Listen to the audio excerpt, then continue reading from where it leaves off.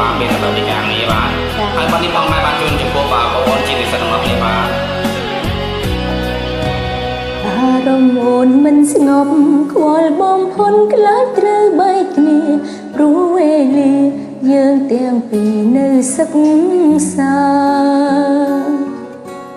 បងយល់ពីចិត្តអូនក្នុងបេះដូងមិនខុសពីស្រី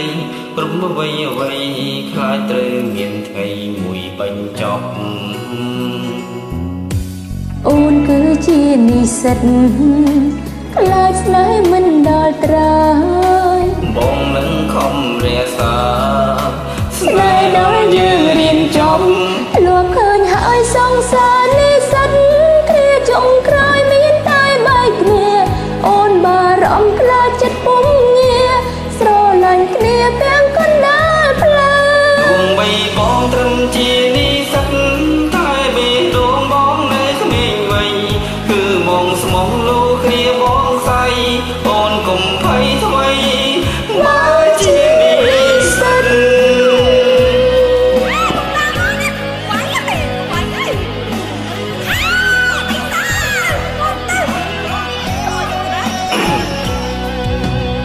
អារម្មណ៍អូនមិនស្ងប់ខ្វល់បំផុនខ្លាចត្រូវបែកគ្នាព្រោះវេលាឲ្យយើងទាំងនៅសិក្សាបងយល់ពីចិត្តអូនក្នុងបេះដូងមិនខុសពីស្រីគ្រប់អ្វីអ្វីខ្លាចត្រូវមានថ្ងៃមួយបញ្ចប់អូនគឺជានិស្សិតខ្លាចស្នេហ៍មិនដល់ត្រើយបងនឹងខំរាសាស្នេហ៍ដល់យើងរៀនចប់លួឃើញហើយសង្សារនិស្សិតគ្នាចុងក្រោយមានតែបែកគ្នាអូនបារម្ភខ្លាចចិត្តពុំងាស្រឡាញ់គ្នាទាំងកណ្ដាលផ្លូវទោះបីបងត្រឹមជានិស្សិតតែបេះដូងបងនៅក្មេងវ័យគឺបងស្មោះលោគ្នាបងស្អីអូនកុំភ័យថ្មីបើជានិស្សិត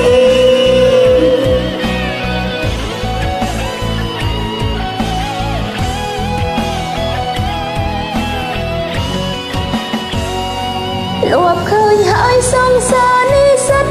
គ្នាចុងក្រោយមានតែបែកគ្នាអូនបារម្ភខ្លាចចិត្តពុំងាស្រឡាញ់គ្នាទាំងកណ្ដាលផ្លូវទោះបីបងត្រឹមជានិស្សិតតែបេះដូងបងនៅក្មេងវ័យគឺបងស្មោះលោគ្នាបងស្អីអូនកុំភ័យថ្មីបើជានិស្សិតលួឃើញហើយសង្សារនិស្សិតគ្នាចុងក្រោយមានតែបែកគ្នាអូនបារម្ភខ្លាចចិត្តពុំងាស្រឡាញ់គ្នាទាំងកណ្ដាលផ្លូវជានិស្សិតតែបេះដូងបងនៅក្មេងវ័យគឺបងស្មោះលោគ្នាបងស្អីអូនកុំភ័យថ្មីបើជានិស្សិតចាសុំទោសផង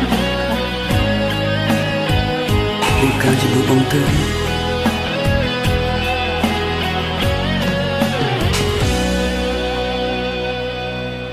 បាយអរគុណច្រើន